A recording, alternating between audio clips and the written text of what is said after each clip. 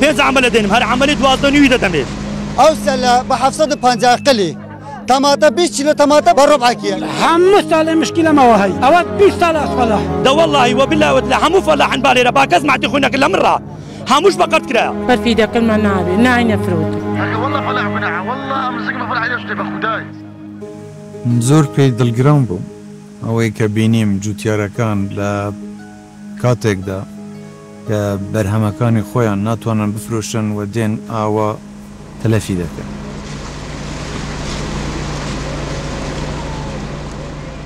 کشتوگاڵ ئەتبێژم بۆ هەر وڵاتێکی مهمترین تشتە.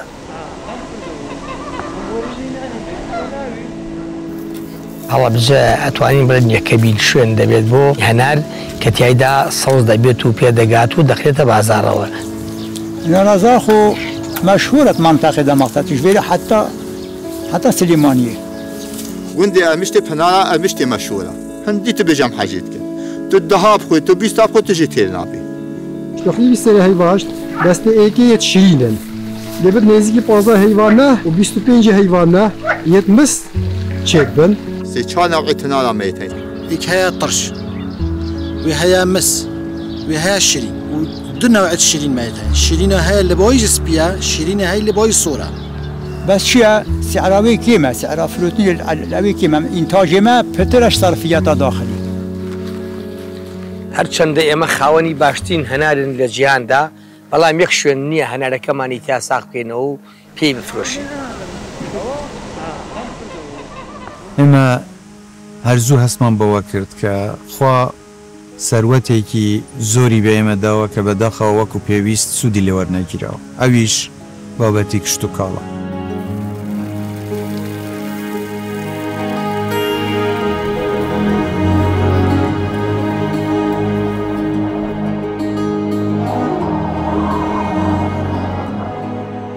بۆیش لە سەرەتاوە من زۆر جەختم لەوە کردەوە کە ئەبێ ئێمە وەبەرهێنان لە کەرتی کشتتوکاڵیدا بکەین یارمەتی جوتیارەکانمان بدەین بۆ ئەوەی بتوانن ئەم سامانە نیشتیمانیە بە ئاستێک بگەینن کە ببێت بە خێر و بەرەکەت بۆ ئاوادانکردنەوەی وڵات و بۆ زیادکردنی داهاتی هەرێمی کوردستانیش.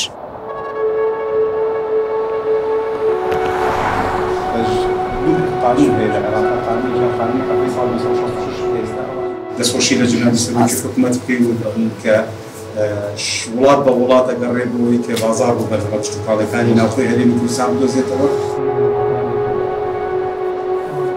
چوین لەگەڵ ئەم وڵاتانەی کە دۆستمانن بیرۆکەکەمان لەگەڵیان باس کردووە کە کوردستان دەتوانێت پێدەویستەکانیان دابین کات ئەگەر ئەوانیش بیانەوێ سوود لەو سامانە نیشتیمانیە یان سروشتیە وەربگرن. Your land is very fertile. It is very fertile. We have Bayona is very underdeveloped. Exactly. There is potential to do what we are doing maybe 10 times. Yeah. Maybe more. Maybe more. أو بروجات وكواد بينهم بشكل رئيسية للرؤية جنابي.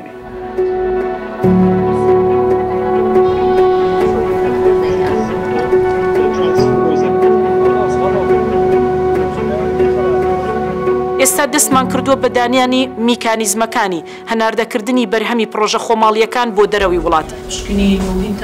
وڵا تەمان بەپی ئەو ستانداردێک کە خەریز داوای دەکە دەبێت پێستە سایدی تێدا نەبێت.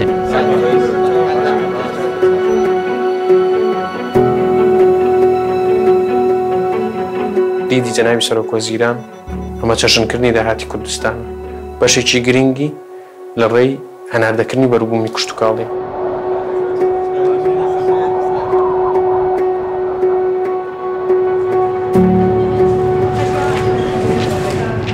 کۆدێکدا ببێ مەسەڵەن کە وتمان لە بەڕادی ژمارەیەک بە زمانی کورتیش مسلێ لەمەوە زۆربەی کرێکارەکان وەزە بە زمانی کورتی ئەوەی ڕاستی بێت کە دەستمان پێکرد یەکەم پرسیار ئەوە بوو باشە هەناری کوردی هەناری خۆش خۆمان حەزمان لێیەتی باشە ئێمە چۆن بزانین کەمدا و حەزی لە چییە ئایا بەڕاستی ئێمە ئەوە ئەکەین ئایا ئەمە دێتە دی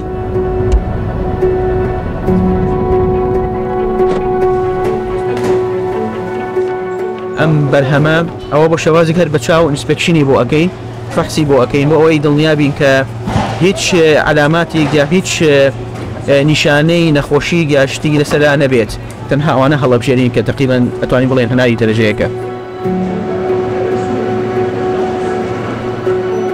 تیمە بەردەوام خەریکی توێژینەوە بوون لەسەر ئەم پرۆژەیە یعنی لە هەموو ڕۆکانی ئەم پرۆژەیە لە بەرهەمی لە پشکنێکی کیمیاویەکان بایۆلۆجیەکان فیزیایەکان لە فرۆشتنی ئەم بەرهەمە لە ئەم بەرهەمە لەکوێ زۆرتر ساغ بێتەوە نرخەکان چۆن تەوزیع بێت.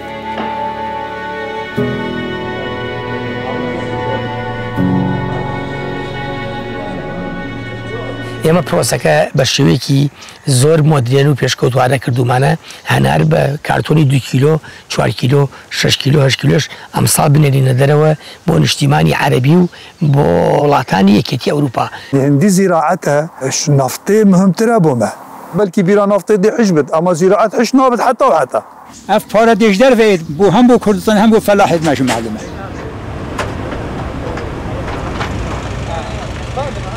ئەگەر بەرهەمی ناوخۆیی کشتتوکاڵی زیاد بکە پێویستیت بەوە دەبێت لە شوێنێک هەڵیانگریت کەواتە ئەبێ ژمارەیەک وە بەرهێنەری تر بێن کۆگا دروست بکە بۆ کۆکردنەوەی ئەم هەموو بەرهەمە ناوخۆیە دواتر پێویستیت بە پەکەجینگ دەبێت کەواتە بێ کۆمپانیای تر بێن واوەی بە شێوەیەکی ڕێکوپێک و ستاندارد ئەوانە ئامادە بکەن بۆ هەناردەی دەرێ بکەن وە پێویستیت بە کۆمپانیای ترە بێ بۆ گەیاندن کەواتە تەنیا بە زیادکردنی بەرهەمی کشتتوکاڵی چەندین کەرتی تر بەکار دەخرێت چەندین کۆمپانیای تر بەکار دەخرێت و هەر کۆمپانیایەک لەمانە هەر کەرتێک لەمانە چەندین هەلی کار دروست دەکات.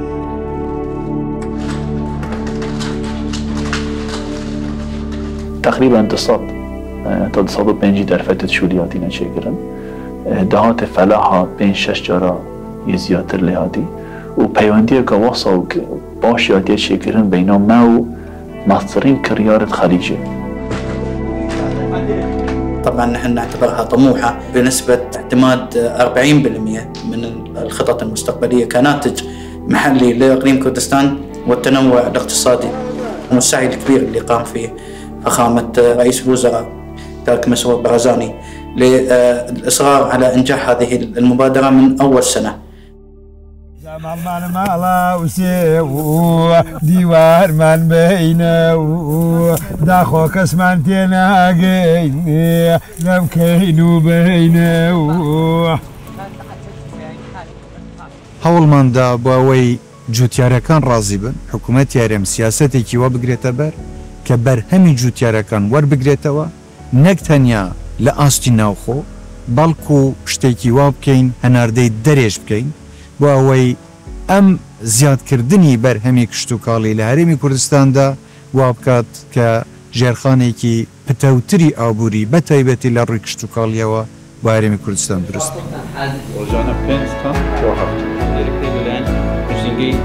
بەرپرس بووین لە ڕاگررتنی کواڵەتی و پێشکەشکردنی بەرهەمێک بە ستانداردێک کۆمەڵێک بڕوانامە کە بتوانێت لە ناو بازاری جیهانی بفرۆشتێت. کەی حاضر دەکرێت ڕۆسەکە داڕێژینە سەرۆک وەزیران خۆی ئەنی متابعی ئەو مۆزوع دەکات ملەتێک چاویان لەیەکە و ئەم پرۆژەیە کەمین شتە دەکەن بۆ کە بداتێکی شتێکی زۆر گەورەترە بژە چکایە با بوتانیش ببیتە ئەولەویەتێک و نای براندەکەش شتێکی زۆر جوانیان هاوبژارد با بڵێن ئەویش هەنار بوو. My input is to work with local farmers to facilitate the exportation of Kurdistan pomegranate across Carrefour network. طبعا الإنتاج والتصدير إلى الخارج راح يشكل مكاسب كبيرة لجميع مزارعي إقليم كردستان وهذا المأمول من هذا المشروع.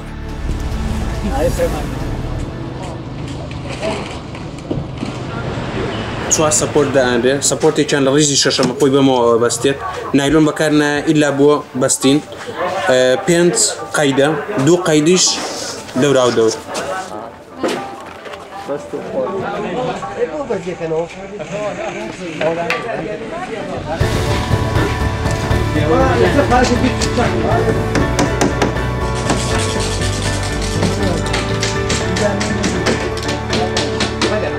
ئێمە ئەوڕۆ یەکەم کاروانی هەنارەکانمان ئامادە کردێ و کە بەیانی دەردەچێت بۆ وڵاتی ئیمارات.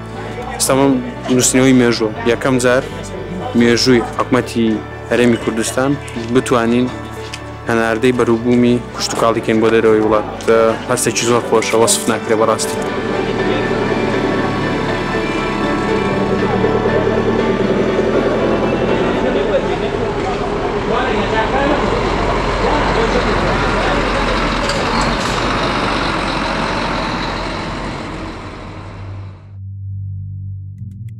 ئەو لۆکیشنەی واناردوو گەیشتۆتە ئەم قەسەر بەس پێمتنەوە ئەو کابرایە و شەهادەکانی وە ئاوێتی و چێ بۆی بنێرم.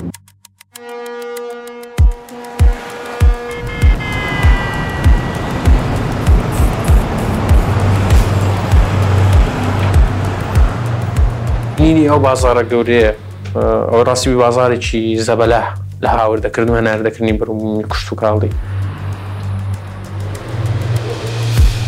They send me location via WhatsApp. We'll be there for 12:15 hopefully.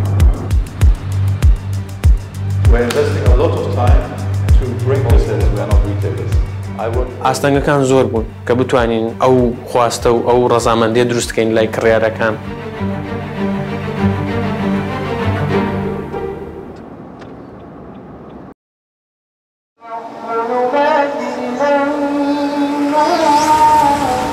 ئێمە نزیکەی 2 ڕۆژە گەیشتوینەتە وڵاتی ئیمارات ئامادەکاریەکانمان کردبوو بەداخەوە لە کۆتا کاتژمێرەکان ئاگادار کراینەوە کە یەکێ لەو دۆکمنتانی کە پێویست بوو بەردەست بۆ دەسەڵاتی گومرک بەردەست نەبوو.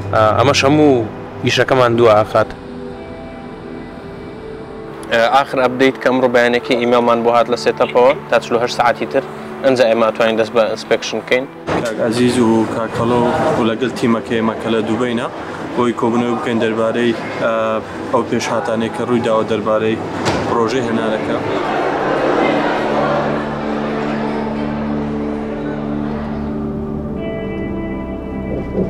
وستە لە ڕێگاین بۆ جەبەل عەلی گومرکی ئیماراتی لە ئیماراتی دووبەی چاوەڕێین و ئەخیرە پشکنین بکرێ بۆ هەنارەکە. لە کواڵەتی دەرچوون پشکنینی کواڵتی ئێستا ڕووینە ناو گومرک.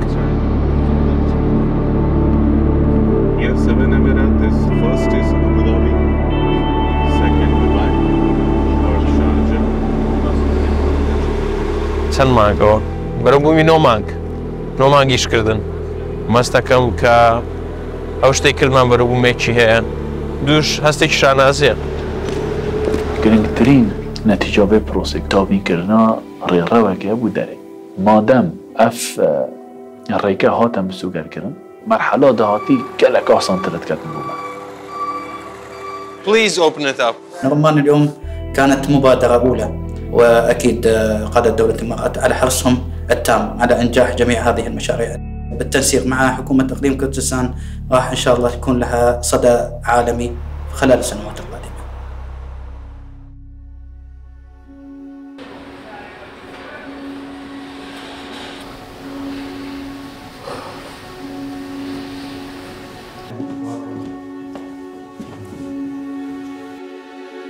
پار من لە سەردانێکم بۆ ئیمارات لەگەڵ سەرۆکی وڵاتە بەڕێز شێخ محەممەد بن زاید قسەمان کرد کە ئێمە بە تەماین پرۆسەیەکی وە دەست پێ بکەین و ئەنجامەکانیشی لە بەرژەوەندی هەموو لایەکدا دەبێت. دوای ساڵێک دەبینین کە ئەنجامەکانی بەیرە گەیشتووە.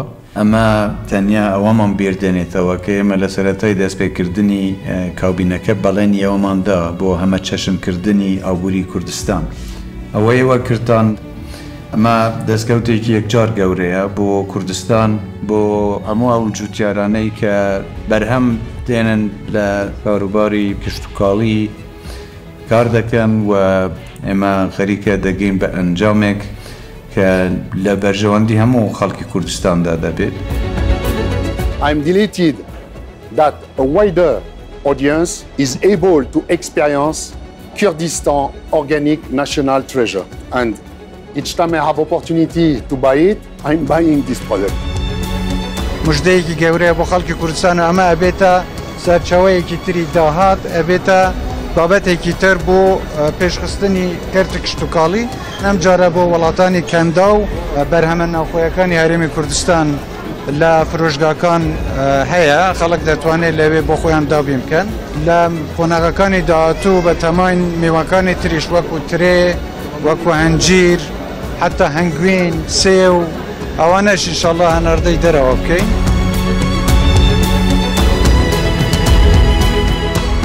ئەف هەوڵێت سەرۆکی حکوومەتی داین بۆ کشتتوکاڵێ ڕاستی جهێ دەستخۆشیەیە جوتیارێمە گەلە پێکەیف خۆش بێ ئەف ساڵە حەچیژێک دۆنەمەک ji hey li ber ev sala henarê biçînet ئەزانین مانوبوونمان بە خەسار نەچوو ومێدێکمان هەیە ئینشاءڵڵا کەوا حکوومەت ناهێڵێت ئەو ڕەنجەی ئێمە ئەیدەین بەزایە بڕوات ئەو بەروبمەی ئێمە ئەیهێنینە ناوە جارێکی تر لەسەر جادە نەی ڕێژین ئەوە ئیشێکی باشە و هیوادارم بەرەو پێشەوە بچێ و زیاتر گرنگی بە کەرتی کشت و کاڵبەن و ئێمە وەکو هەنار بەڵێن ئەدەین تا ساڵی 2024 هەنار لە وەتەنی عەرەبی و لە ڕۆژهەڵاتی ئاسیا کوردستان بکەینە مەڵبەندی یەکەمی هەنار لە ژیانە.